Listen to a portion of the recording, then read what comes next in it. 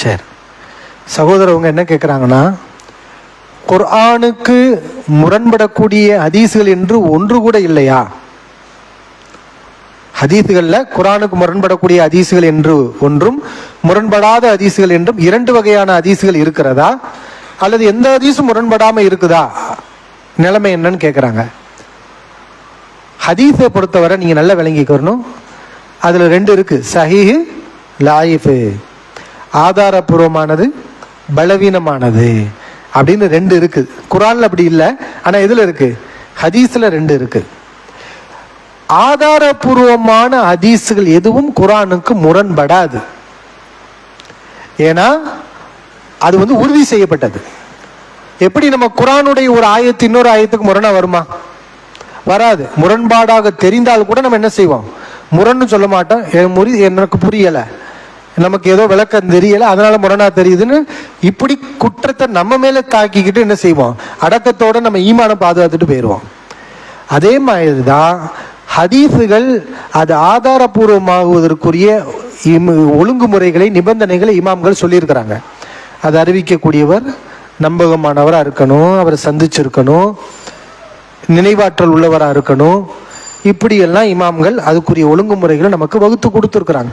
இப்போ அந்த ஒழுங்குமுறைக்கு உட்பட்டு ஒரு ஹதீஸ் ஆதாரபூர்வமானதுன்னு உறுதி செய்யப்பட்டால் அது குர்ஆனுக்கு முரண்படாது. அந்த செய்திகள் முரண்படாது. எந்த செய்திகள் முரண்பட வாய்ப்பு இருக்குன்னா, நபிகள் நாயகம் ஸல்லல்லாஹு அலைஹி வஸல்லம் அவர்கள் சொன்னதாக ஊர்ஜிதம் செய்யப்படாத செய்திகள் இருக்கும் இல்லையா, ஹதீஸுகள். அதுவும் சில ஹதீஸுகள் இருக்கு.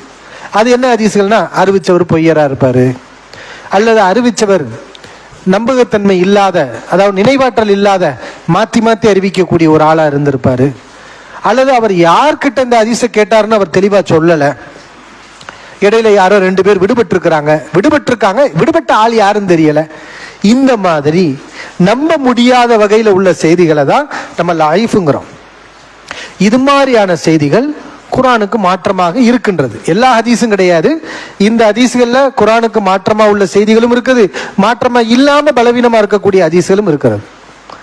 இப்போ இமாம்கள் என்ன செய்கிறாங்க, இந்த மாதிரி ஹதீஸ்களை தான் குர்ஆனுக்கு மாற்றம்னு சொல்லியிருக்காங்களே தவிர, ஹதீஸ்களை அடிப்படையில் ஊர்ஜிதமான ஆதாரபூர்வமானது என்று நிரூபணமான எந்த ஒரு செய்தியும் இது குர்ஆனுக்கு மாற்றமாக இருக்கு, யாரை எவரோ இட்டு கட்டிட்டாங்க, இப்படி யாரும் எதுவும் சொல்லலை கிடையாது. அதை இவங்க தான் சொல்றாங்க.